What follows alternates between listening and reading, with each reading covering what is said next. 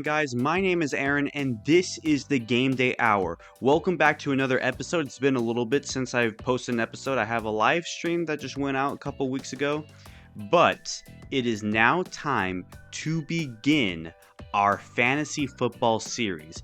If you guys are unfamiliar or were not here last year at the start of my podcast channel, basically I created a series where I looked over each and every 32 NFL franchises to see which players should be selected in your fantasy football draft and which should not. I'm going to be doing the same thing this year, but instead of looking at each and every 32 NFL franchises, I'm going to be taking a look at each and every 8 NFL divisions, AFC and NFC. So we're going to be looking over 4 teams and the players that could be selected in your fantasy draft. Basically, the way this is going to work is going to be on the tier list maker, and I have the tier list maker set up to where round 1 through 2, or at least the bottom, an undrafted free agent, but a high free agent maybe. And the players I'm going to be looking at are players that are either under the quarterback 1, the running back 1, the wide receiver 1 and 2, tight end, and defenses. No kickers this time. Last year I didn't do any defenses. This year I'm not doing kickers. Basically, I'm not going to throw stats out like I did last year, just looking over every single stat that this player did, but I will talk about some stats if they need to be talked about, and fantasy points and where they were ranked last year fantasy wise, and we're going to be doing standard scoring, so just for your guys' information. And based on how I feel about the players' chances, the team that they're on, and where I think they should be drafted is where I'm going to place them on the tier list maker. And I'm doing divisions so that I can condense this into 8 episodes, and also so that people who are in differing divisions, by differing divisions I actually just mean the same division but differing teams, so rivals, can just yell at each other all they want. So this is going to be pretty fun. We're going to get into the tier list maker now. This is going to be episode 1. We are doing the AFC North. So I hope you guys are ready. Let's get started. So this is what the tier list maker looks like. I am looking over 27 players in this one, and I'll have my phone on standby to look over stats and fantasy positioning.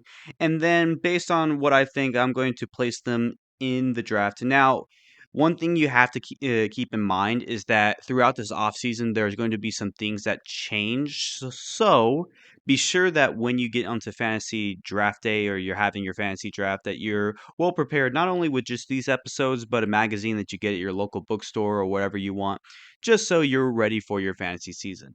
Now, keep in mind, I just came off of a championship season where I won 219 to 214 in my championship game, and I got the trophy to show it off. We're going to be doing this. This is going to be very fun.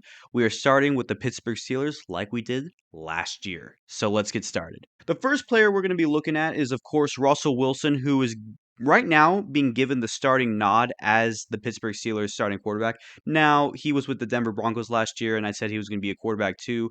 He did pretty good. If I look over his statistics from last year, Russell Wilson had 3,070 pass yards with 26 touchdowns and 8 interceptions. He had 301 fantasy points, which among all quarterbacks was 12th, which is pretty good. But of course, his rude awakening outside of Denver with the whole Sean Payton situation was pretty messed up. And so now he's with Pittsburgh. He's in a better position, and I think he's under a better coach. Pittsburgh has not had a losing season since 2003, so this should be a pretty good situation for him. The question is, because if you also look on the screen, you see Justin Fields, which we're going to look over in just a bit. The question with Russell Wilson is, how long will he be the starting quarterback? Now, the question I also want to pose is, because he's not going to be the full-time starter potentially this entire season, is he worth drafting? And in my opinion, it depends on how your draft is going. If you have a pretty good lineup with a great quarterback 1, then I would say Russell Wilson at most is a round 10 through 15 quarterback to draft. I think that he's going to give you the stats needed if you have like a bye week early on with one of your quarterbacks. He's going to be pretty good to put in there, depending if he's still on the starting roster. I mean, I don't know why he wouldn't. I don't know how much time they're going to give Justin Fields on the bench before they put him as the starting quarterback. It could be somewhere this year, it could be next year.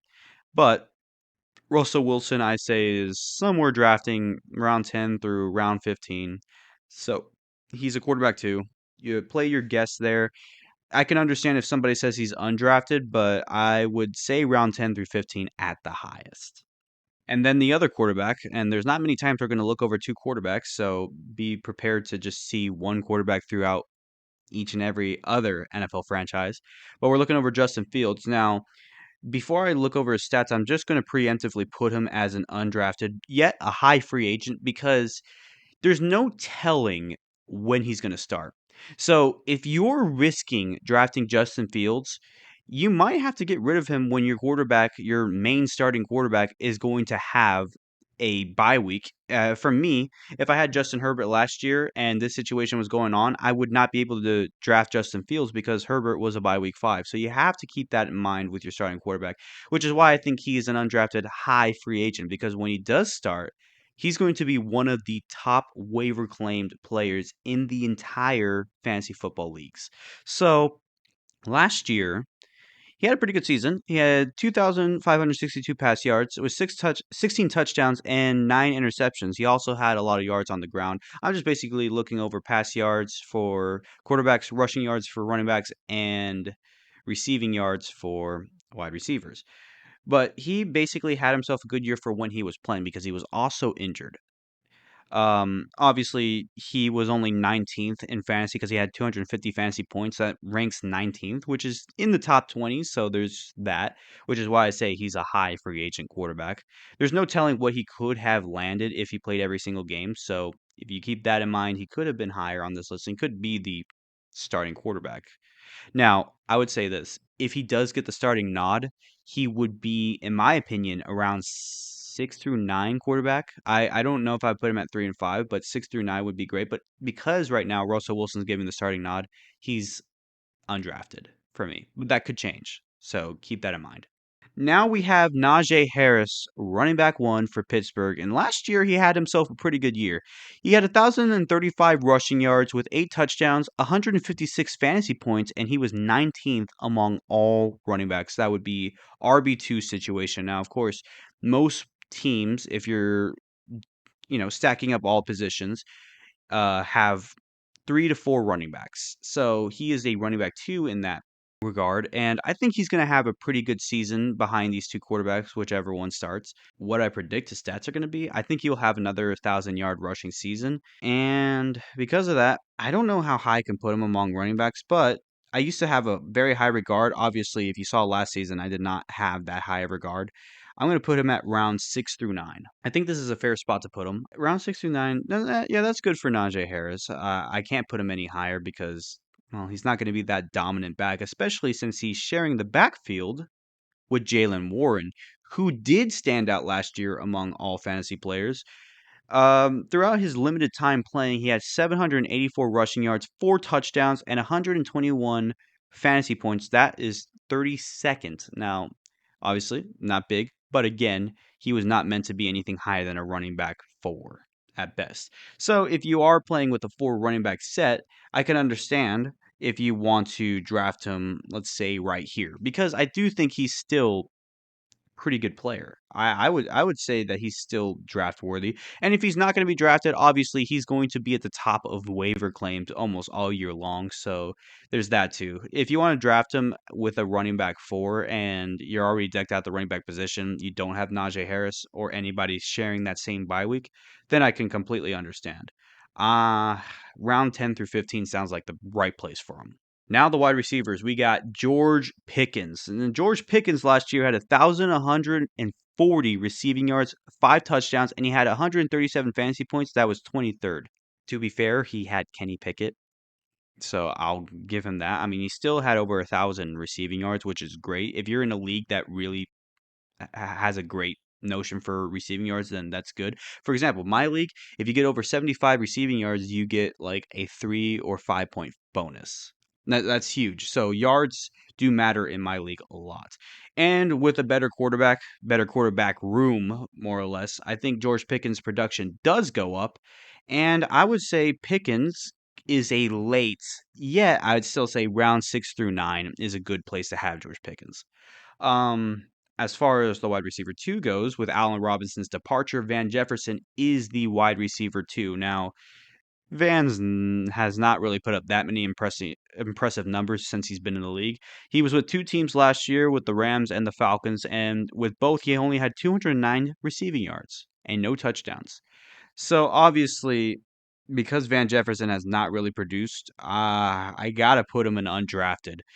I don't even know if I would put him as a high free agent, just somebody who's undrafted. He's unproven. Now, I would say with the better quarterback room, he could have higher production, but he also has the injury risk because he has been out a lot of games. So with that said, he's just undrafted. All right, two more Steelers. We got Pat Fryermuth. He had 308 receiving yards, only two touchdowns. He was 28th among all tight ends with 40 fantasy points. That could have been better. Now, I considered Pat a close tight end one, tight end two situation. I still think he's a tight end two because when you look at the tight end rooms, I mean, he's somebody who I would draft late. He's not a high tight end I would pick, but he's somebody round 10 through 15. That's a good place to have him. He has to have better production, and if he's much healthier, obviously he can have more production under Fields or Russell Wilson. So around 10 through 15, that's he's not a tight end one. That's the one thing I would say. So with that said, uh, the last thing, the Pittsburgh Steelers. Now I don't really have much stats on the Steelers. All I know is they had 180 fantasy points. That was top 10. That was ninth. So the Steelers defense is one that is pretty dominant, and they are a defense one in my opinion. With that said, they are right here. Round 6 through 9. I don't know how high you guys pick your defenses, but in my league, defenses having a really good defense is a big priority. Last year, I had the Niners and I had the Jets. That was one of the pivotal reasons why I won fantasy last year. So the Steelers are mid-round defense. They're like a defense one to somebody who is not, taking care of their kickers or defense situation early. I would see him being drafted late somewhere in there. All right. Now we're on to the Baltimore Ravens, starting with, of course, the MVP of last year, Lamar Jackson. Lamar Jackson, of course, is one of the prime fantasy players to have, and he's obviously a quarterback one. Last year, he had 3,678 passing yards with 821 rushing yards, a total of 29 touchdowns and 7 interceptions. He was fifth among all quarterbacks with 370 fantasy points. So, with that said, obviously, we know that Lamar Jackson is going to be somewhere at the top. At high, he is a round 1 through 2 type of quarterback. Now, the question is, where do you get your quarterbacks? Some players like to get quarterbacks early, round one, round two. For me personally, 3 and 4 is where I would get a quarterback. But because I won fantasy, and if there's nobody going to be entering this draft this year with my draft, I will be the last pick in the draft. That's like the 10th pick. So last pick in the first round, first pick in the second round, which means I got to really nail those first 2 rounds. Do I get a quarterback in there? I have no idea. But because of the bonuses, Lamar Jackson is a high priority quarterback in my league. He deserves a round 1, 2 nod. I don't think he's going to be round one. I think you would leave that to Patrick Mahomes and potentially Josh Allen, even though that is a risky move to have. But with Lamar Jackson, round 1 through 2, that seems like a good spot. And he is the first top 2 round player. So congratulations to him. And potentially following suit is Derrick Henry, who the Ravens just acquired in the offseason to create potentially the best backfield in football. The Eagles are the only other backfield that I think challenge in that regards. Derrick Henry with the Titans last year had 1,167 rushing yards, 12 touchdowns total. That's 210 fantasy points. That was fourth among all running backs. Will the production of Derrick Henry go down, or will the production of Lamar Jackson go down, or will they both have high end statistical success? That's a big question mark. Derrick Henry doesn't really have much of an injury history, so I will say he is still a top two, uh, I guess, or top round draft pick, rounds 1 through 2. I don't know where necessarily, but it's hard to pick him afterwards. I don't know anybody who would let him drop that far. So rounds 1 through 2, it makes sense. Let's just see how dominant that backfield is. Now with the receiving core, Odell Beckham Jr. is gone, which means the wide receiver one belongs to Zay Flowers, the rookie last year. He's going to be entering his second year. Last year, he had 858 receiving yards with 6 touchdowns. That's 120 fantasy points. That was ranking 31st.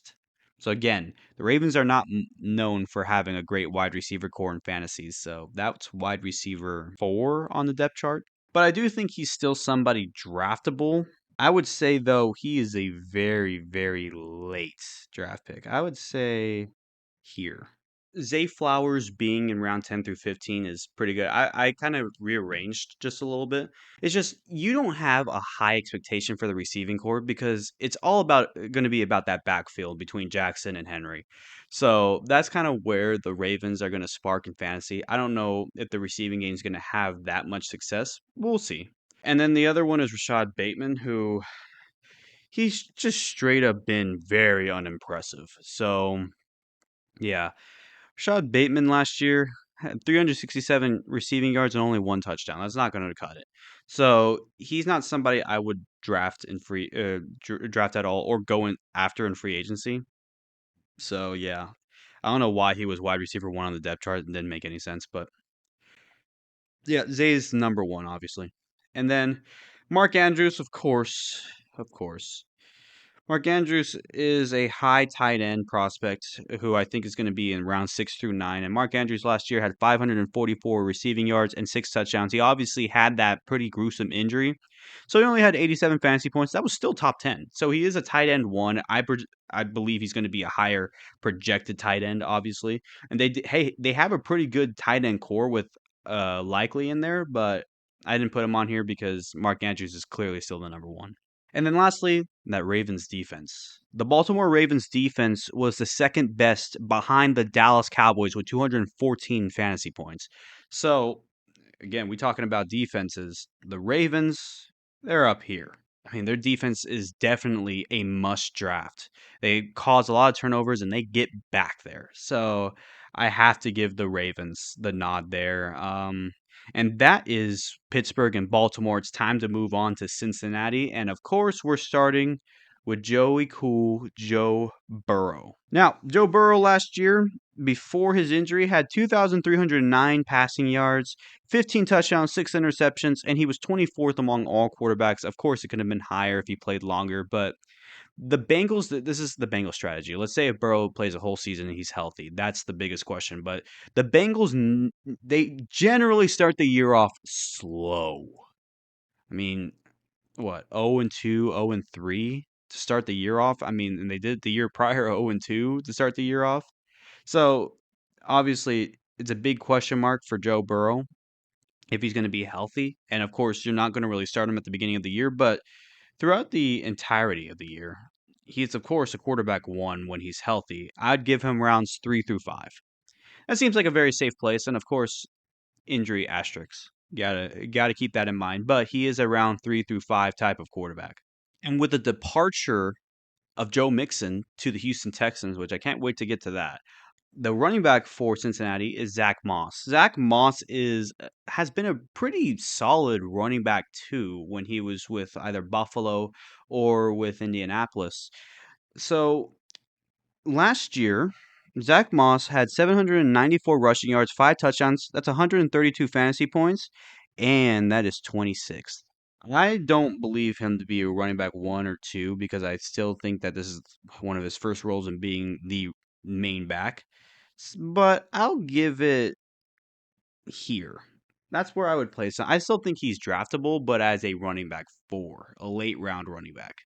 Um, I think that he's going to give Joe Burrow a lot to work with, even in the passing game, because Joe Burrow loves to distribute. But I think that I don't see him being that big of a fantasy, but I don't see him being such a dynamic player in fantasy. So rounds 10 through 15 sounds good. And now we got Jamar Chase. Jamar Chase, 1,216 receiving yards, 7 touchdowns, 158 fantasy points. That was 13th. But we all know that he didn't have Joe Burrow that entire year. And even without him, he still did pretty good.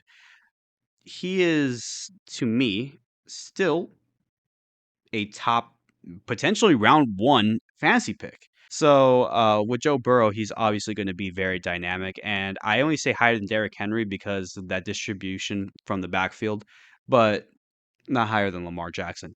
He is still a top tier fantasy player. You're going to want to keep an eye out on him, and he's not really one to get injured very often, so I'm not going to put an injury asterisk on him.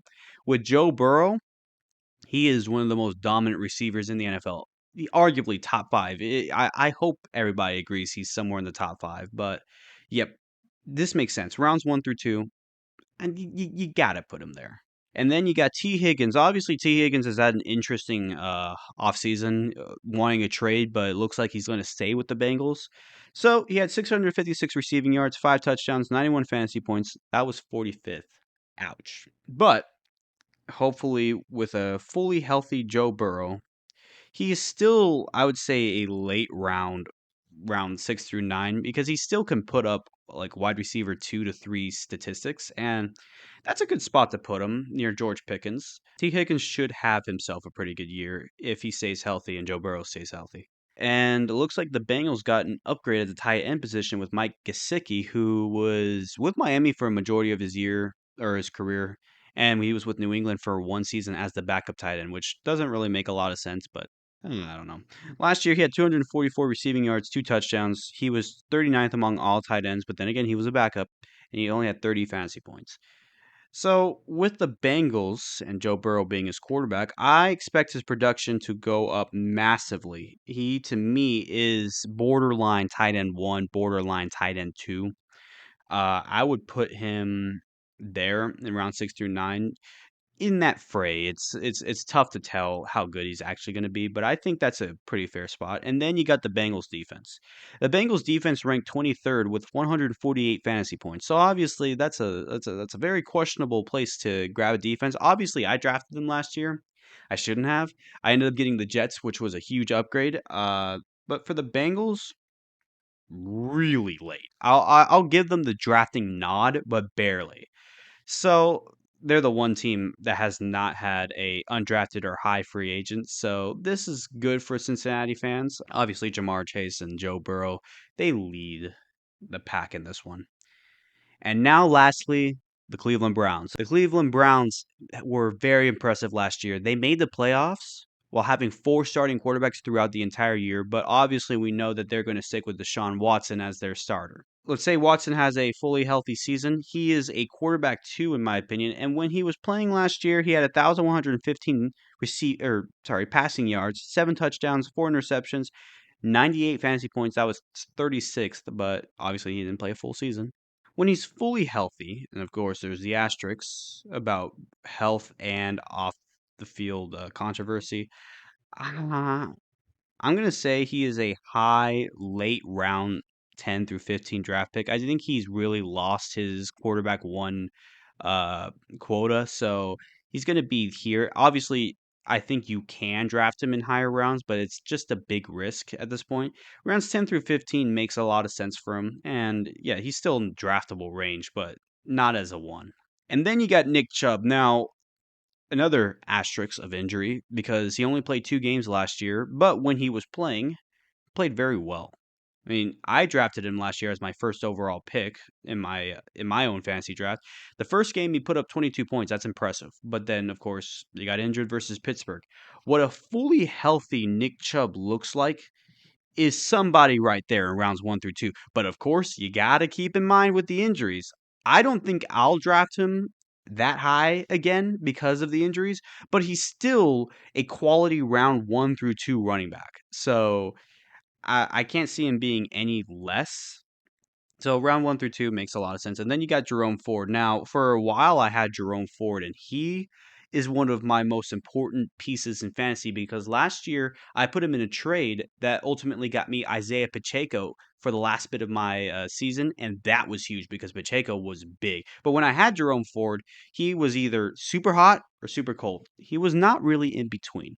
Last year, he had 813 rushing yards and 9 touchdowns, 154 fantasy points. That was 21st. So he was a running back 2 through 3. That was pretty impressive. Um, I think because if you have a fully healthy Nick Chubb, that the best place to draft him is somewhere in here. I want to put him higher than Deshaun Watson. I can't do that for some reason. There we go. He is a round 10 through 15 guy. I think that as a low tier running back 3, high tier running back 4, that's a safe place to pick him. I can't see him going undrafted. He is really, really good as the backup to Nick Chubb. And then you got Amari Cooper. Amari Cooper had himself a very incredible year. Last year, he had 1,250 receiving yards and 5 touchdowns. Well, he didn't see the end zone a lot. And that was 16th. He had a game against Houston last year that was just downright incredible. In my league, he put somewhere near 70 fantasy points. That's incredible for a wide receiver. Amari Cooper, he is bordering here. It's really close. Most likely he's 6 through 9, but I think he can get as high as round 5 because when he gives you that production, that's a fantasy gold mine right there. So round 3 through 5 makes sense. I think Amari Cooper is still a very important piece to the puzzle, and so round 3 through 5, I think that's a very nice place to put him. But that's as high as he's going to get is round 5. And then the secondary wide receiver acquired from Denver is Jerry Jeudy. He's been downright disappointing. Well, last year he had 758 receiving yards and 2 touchdowns. That's 82 fantasy points. That was 50th among all receivers. Now, I think that he's in a better spot with the Cleveland Browns, but here, sure, somewhere there. I don't have high hopes on him anymore. I know he's super talented, but he has not had the production he's needed when he was with Denver. So, with the secondary role behind Amari Cooper, I think he's still draftable, but really, really late. So, I don't know. I wouldn't go for him.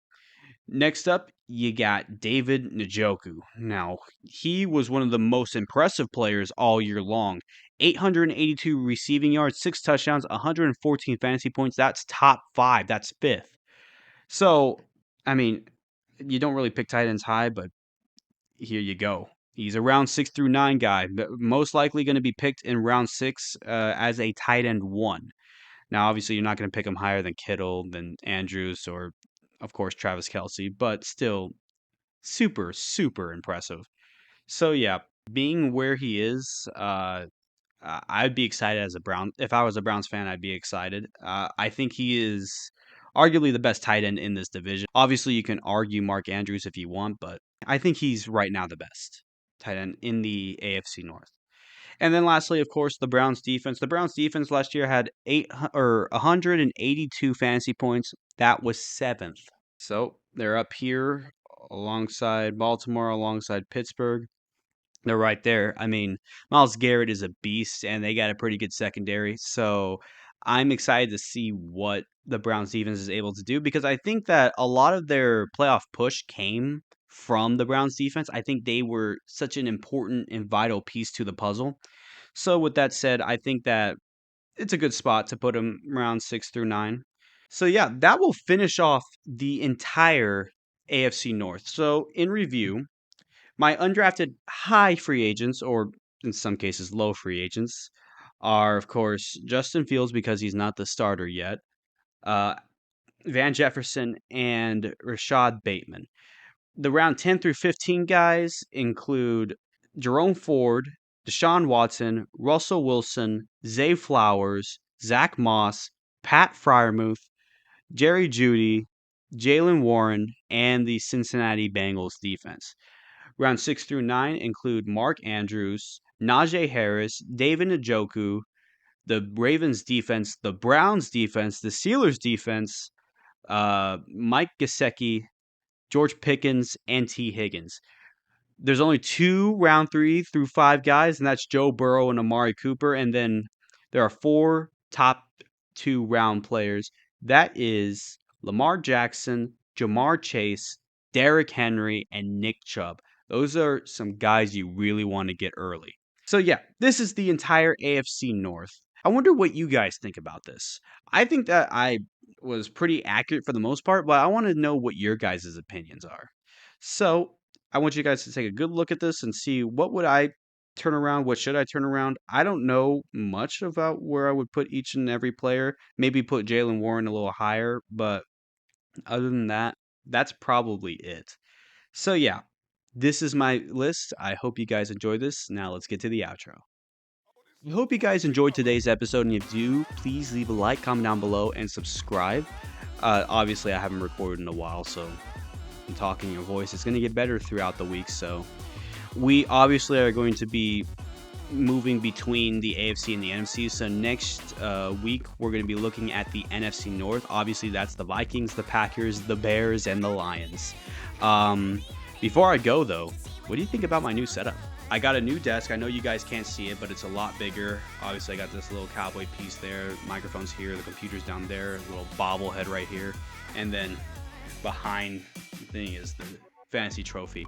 But I have a new L-shaped desk, a new chair, as you guys can probably see. My other chair was just peeling. And if you can see different lighting, I actually have new LED lights. One's over there and another's over there. Next things I need to get before I'm like fully settled with my setup is a new Logitech camera and potentially a new stand for it. So again, I hope you guys enjoyed today's episode, and if you do, please leave a like, comment down below, and subscribe.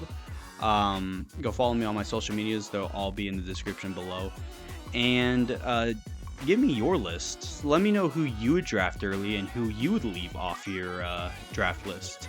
And if you want to send questions to be answered at the end of some Q&As, you can go to my TikTok or to my Twitter or just anywhere you want. So yeah, that'll do it for me. I hope you guys have a great day. Take care, and I will see you guys in the next one. Peace out.